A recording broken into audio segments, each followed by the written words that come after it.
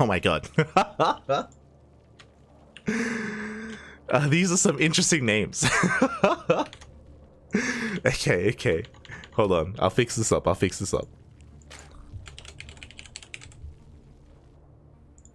There we go. Spawning in the bottom left-hand corner of Hecate, we have the red Zerg player.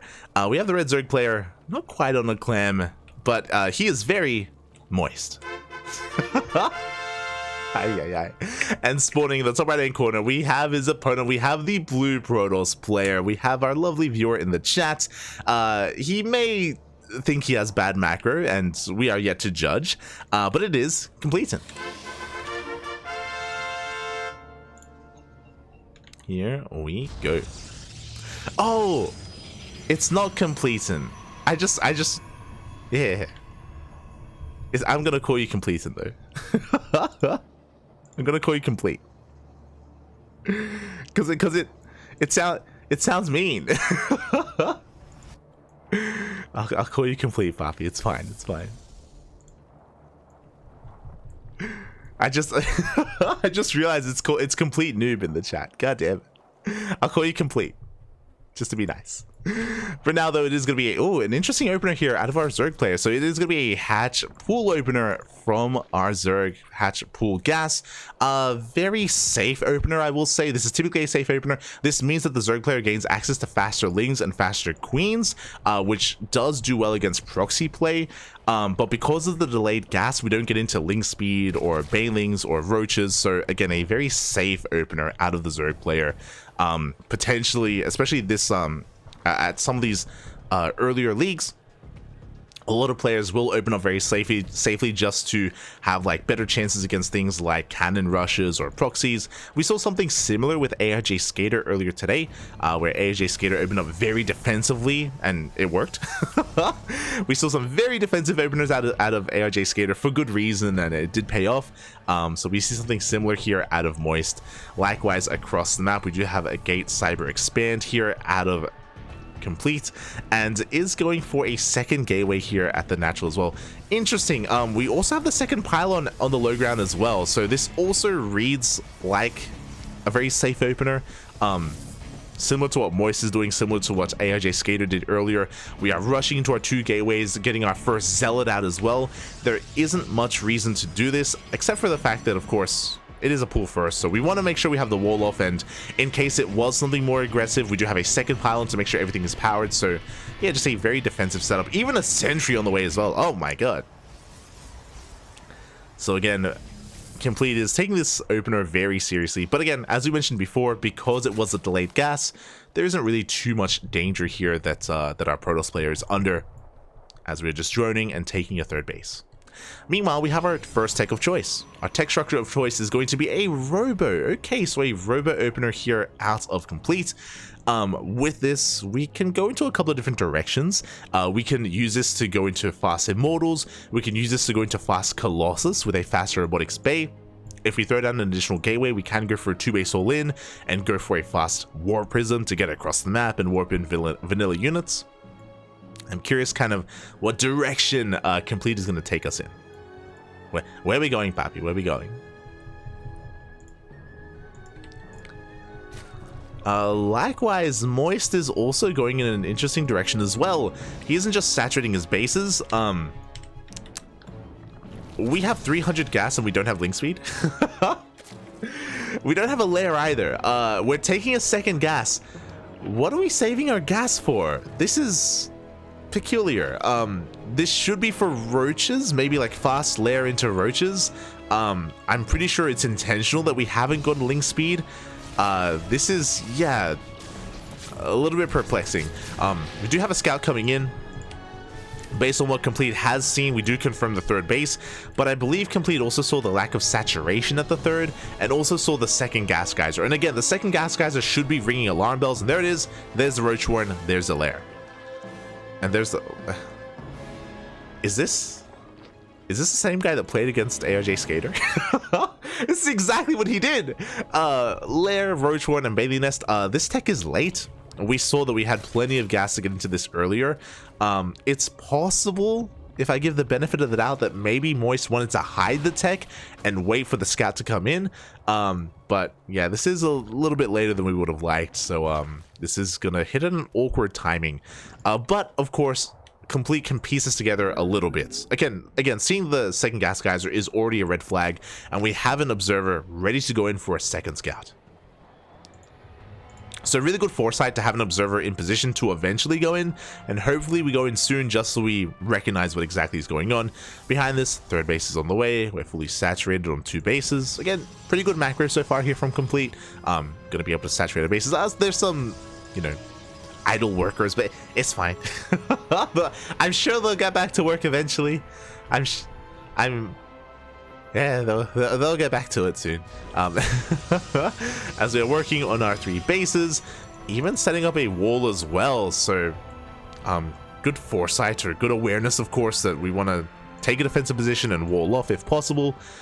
I am a little bit concerned of the lack of shield batteries. That is something that is surprising to me, even when it comes to the opener. No shield battery at the natural, no shield battery at the third. It means that if there was like an attack or a ling round by, we don't have an overcharge. That's maybe my biggest criticism here, is the lack of shield battery, because it is a very powerful tool that's available to you if something were to arrive that was unscouted, especially with this observer having a delayed scout. As we finally go in, and we're gonna see, oh my, that's a second that's a second roach warren, Poppy. Oh my god. Okay, so we have a second roach warren, and we go straight for a hydrogen as well. Very tech heavy, and we see what we need to see. The hydrogen has been spotted. We can see it researching. So Lingbane Hydra is a very logical deduction from what we've seen so far, and this should trigger a response into splash damage. And there it is. As soon as we see the Ling Hydra, or Lingbane Hydra, Robotics Bay is thrown down. Colossus is ideal against this. Against roaches, Colossus will have a bit of a harder time, but again, we need a robust army. We need splash damage. Moist, meanwhile, did go for a bit of a scout. He has seen the main army that he's working against, and yeah, Ling Hydra can work well against what we're seeing so far. Colossus do change that. Once Colossus hit the field, the Zerg player is going to be wanting to work towards a hive. Speaking of a hive, Infestation is thrown down. Oh, these are late Evo chambers. Late Evo chambers. The Protoss are hidden upgrades, something you don't see too often, but yeah, you know, the upgrades are well underway here for Complete. I keep saying Complete. God damn it, Complete. I'm so used to it, Bobby. I'm so used to it. I've said it so often.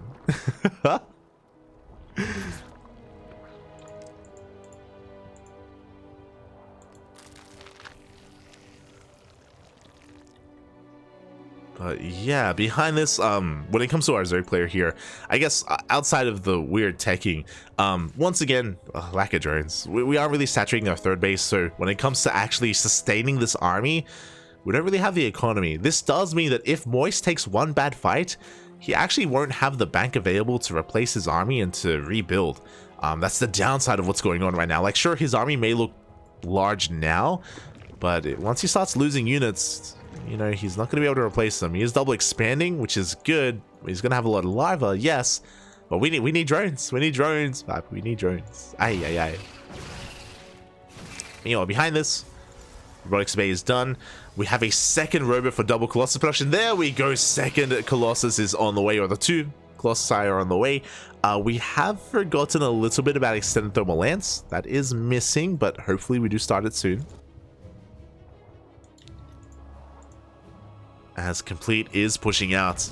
I'm not loving this move out for this very reason, as Moist is going to be looking for a surround. We collapse on the army, we take down the Zealots, we take down the Immortal as well.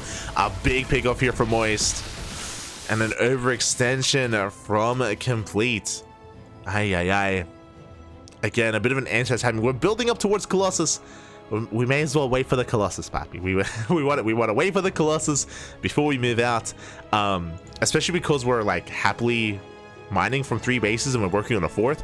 I know that Complete's name or ID is bad macro, but the reality is that, mate, your macro is better than the Zerg right now. You're on 72 workers compared to the 55 or now 59 of the Zerg.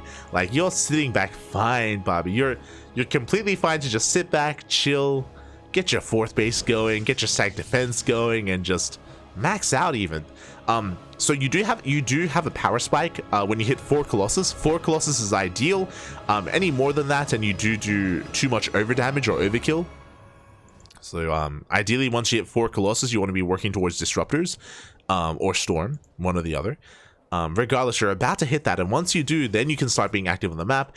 The other thing that you're going to be missing here is a Warp Prism to help reinforce and to also help juggle, so in case you do get caught in a really awkward position, or in case the army starts focusing your Immortals or your Colossus, you can save them by juggling and controlling with that Warp Prism.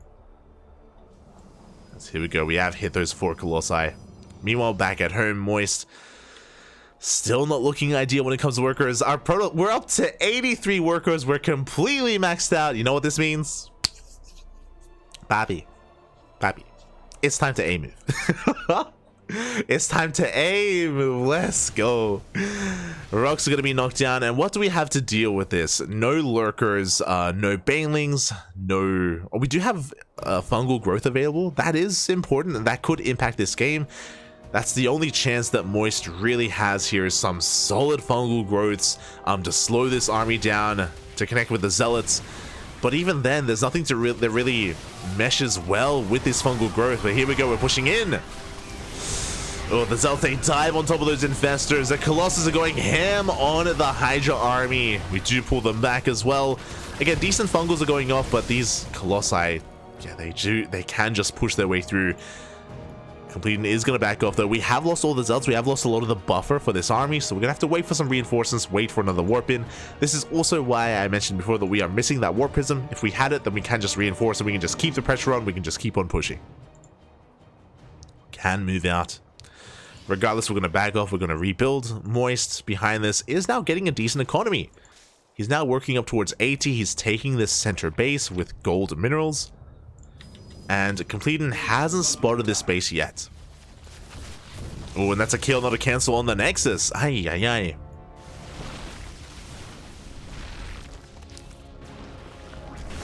But we can still push on through. And I believe we have now spotted the fresh base. This is the other one critical thing I want to say about the initial move out, is that pushing through the center here is the most difficult thing to do, because you can be attacked from multiple angles and it's a very wide arc. So this was like maybe the best position for Moist to fight you. It's typically wiser to figure out where your opponent is expanding and attack there. You know, for example, this base here, which is where we should be pushing next. Where, you know, you have these kind of bridges or these narrow areas that you can take advantage of, and you want to be threatening a base when you do move out, not just an area. Oh, the Infestors, no! The Infestors waddle in, they all go down one after the other. We had detection, and that may just be it. Moist has lost all of his high value units. We do have some Vipers on the way, and that will help, but we don't have anything else left. We barely have a standing army. Hatchery goes down.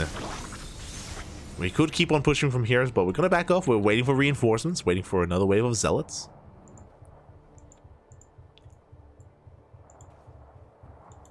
Oh, bit of a misrally, but thankfully we noticed, and the Viper does get pulled back. And Complete is pushing through, forcing his way up into the natural. The Vipers are still gathering energy. Do we have enough for abducts? We do. We do end up abducting 2 of those Colossi, and Immortal as well. A solid start here for Moist. Meanwhile, I just realized just how many minerals we have. How many gateways are we on? Ooh, 7 gateways. That is what we were on when we were on a 3-base economy. Finally, we are throwing down additional gateways. Obviously, this could have been done sooner, and because of the lack of gateways, this is hindering our ability to reinforce and to rebuild and remax. But at least we have noticed. At this point, what I will say, especially on this base count, if you have this much money, if you have this much economy, hey, throw down some Stargates. The Stargates, Fleet Beacon, Sky Toss, no reason not to. Like, this would be a pretty, especially like once you establish your 4th base, even before the 5th, and if you're maxed out, may as well throw down and start transitioning towards Sky Toss, you know, start +1 air attack, get your Stargates going, your Fleet Beacons going. And work towards that end game. Work towards that end goal as well. We do have some more yoinks coming in. We do have quite a large Hydra force, and we are breaking through. Do we have Storm? Oh, no Storm is available. I mentioned earlier that once you hit 4 Colossus, we should be working towards Disruptors or Storm. We didn't work towards any of them. So Yeah, once the Colossus get picked off, we don't really have too much else to deal with this Zerg army.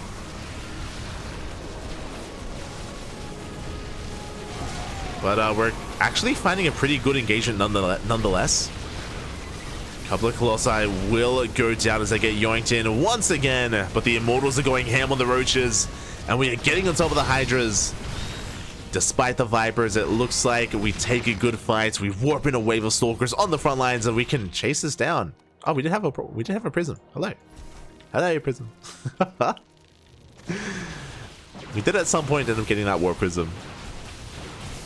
And we can break this base. Get additional Colossi are on the way just to reinforce. And the reality is, because of how well that fight went, we don't need like Skytoss would be like a secure way to win this. But you know, what we're doing is working. It's working, man. Ling's gonna try to engage, but we have Storm.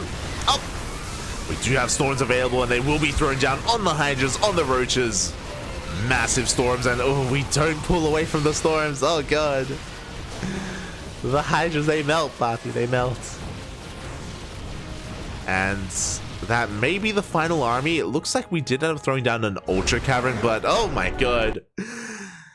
GG gets called, and Complete will end up taking that game.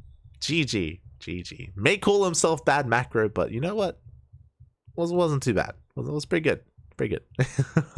GG.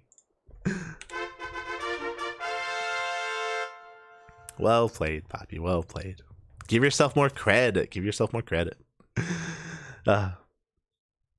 Yeah, GG. Again, had some good moments. There were definitely areas, especially tech-wise, where we were lacking a little bit when it comes... I don't know if I want to say tech-wise, but transitions. I do think that our transitions were definitely maybe one of the biggest things that we're lacking. You had really good pro production, though. It was really cool to see you get up to 4 bases and race your opponents. And by the time you had 80 workers, I believe the Zerg player had like 60. You were up 20 workers. It was crazy. So... really good worker production, really good base, really good timing when it comes to taking bases as well. Outside of that, though, there were other areas, right, where, like, remember the first move out? The first move out was premature, and you did lose quite a big chunk of your army early on before you got your Colossus out. And again, like, once you get your first Colossus, then you should be thinking of the next step, whether it's Storm or Disruptors or Skytoss, whichever you prefer. Should be working or heading in that direction. Don't even be afraid of throwing down a 3rd robo at that point, especially if you have a large bank, to make 3 Colossus or 3 Disruptors at a time. That is something that the pros do as well. Getting up to 3 robo, it can help you. Can definitely help you when it comes to spending your money, and of course your gateways. Regardless, GG, well played.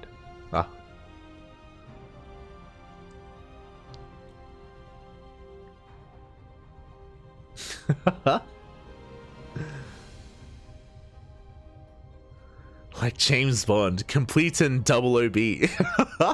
True.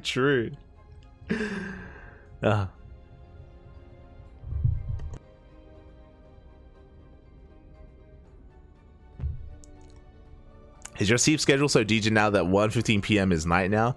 I mean, yeah, I like to... Oh, as I just realized that I had the wrong thing open. I like to, you know, I like to be considerate of the European and NA viewers that we have. You know, it's all at night, Pop. It's all at night.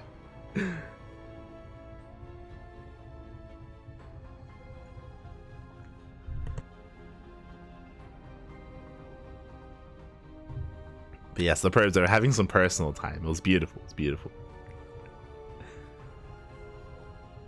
Everyone knows how to play, but build orders aren't a thing. They just go with their hearts, Bob. You play with feeling. Let's go. The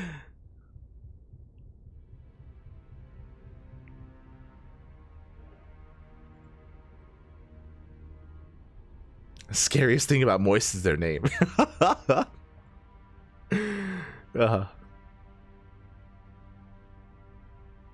Good macro, Poppy. Good. Well played. Regardless, yeah, thank you so much for redeeming all those replays as well. You know, there was Jadov, Complete, Meado, obviously, ARJ Skater, and Siler. It's always a lot of fun. To go over those replays. Sometimes we can have a hard time casting them whenever they're redeemed, just because, especially during WTL, we can have some really long broadcasts, and after World Team League we don't really have the time to go over replay casts. But you know, when it's a little bit earlier in the day or after events like Tenacious Turtle Tussle or the Sparkling Tuna Cup, we have time to go over them. Again, it was a shame that we couldn't actually host our event today. For those wondering, we were going to be hosting our bi-weekly tournaments, the Tenacious Turtle Tussle. It's a regional event for North America, Latin America, Oceania, and Southeast Asia. But we didn't have enough signups, so we did have to postpone it. But at least we were able to enjoy ourselves with a viewer replay cast instead, and have some fun. GG. I like to see 5 Colossus due to 1 is always dying. You're an animal, Seagrail. You're an animal. Aye. But with that, we're done for tonight. With that, we are done for the night. So thank you so much, everyone, for tuning in. Thank you so much, everyone, for watching. If you enjoyed, then consider following us. You know, you can follow us on Twitter, Facebook, Instagram, YouTube, Discord, ! socials in the chat if you wish to follow us. When it comes to our postponed event, we will be running it again in 2 weeks. 2 weeks time, and hopefully we can actually run it, and hopefully we can actually, you know, get through it without any hiccups or any issues. Fingers crossed for that. Yeah, as we are done for the night, we're going to be heading off. We're going to be giving another StarCraft streamer a raid. If you enjoyed our casting and if you want some more, then you can look forward to it in a couple of hours. Let me just double check here. In how many hours time is World Team League? Quite a lot, actually. 9 hours. So in 9 hours and 20 minutes, we're going to be back with day number 3 of World Team League. Week number 2. We're going to be featuring some of the best teams and best players out there. Let me just quickly go over the matchups tonight. So again, in 9 hours time, we're going to be casting Onside Gaming versus Mystery Gaming and Shopify Rebellion versus Dragon Kaizi Gaming. Oh, some very high profile teams. We're going to be casting Maru, Solar, Ryung, Bunny, Ragnarok, Strange, Dark, Hero, Oliveira, Beyond, Hearthstone, and Lambo. Ah, big names, heavy hitters. It's going to be an amazing night of StarCraft. Again, 9.5 hours. 9.5 hours time. So I'm going to be having a nap. I'm going to be getting some rest to make sure that I'm not tired and to make sure that I'm full of energy for the cast. That's always what I'm mostly concerned about. I'm always wanting to make sure that I'm well rested and that I'm, you know, energetic. So that's what I'm going to be doing. Otherwise, thank you. Thank you so much for watching, everyone. Thank you so much for your support. See you in 9 hours for the next cast. And yeah, if you're in the chat and if you ever want to have us cast your replays, then don't be shy about it. Don't be shy. We're always willing to, and I try not to be too harsh. You know, I try to give criticism or some advice where I can, but of course I'm fully aware that, you know, we're not GMs. You know, we're not pro players. You know, we all make mistakes, and I don't like to like harp on like the little stuff, especially when it comes to a viewer replay cast. So yeah, don't be shy. Again, we don't have these all the time, and we do upload all these to YouTube. So if you maybe miss, if you redeem a replay and we don't quite cast it on the day, it will be uploaded to YouTube, and it'll also be available on Twitch as well, if you're interested. If you are interested. Otherwise, thanks for watching. Thanks for the support. Yeah, I'm gonna be heading off for the night, and take care. Make sure you send our lovely StarCraft streamer a raid. I don't know who, sorry, some love that we're going to be raiding. I don't know who we're going to be raiding, but some people are live. I'll figure it out. There's Caitlyn, there's Neuro, Winter, there's Uko. Oh, Uko's streaming. We'll find someone. We'll figure it out. Thanks for watching, everyone. We'll see you guys next time. Bye.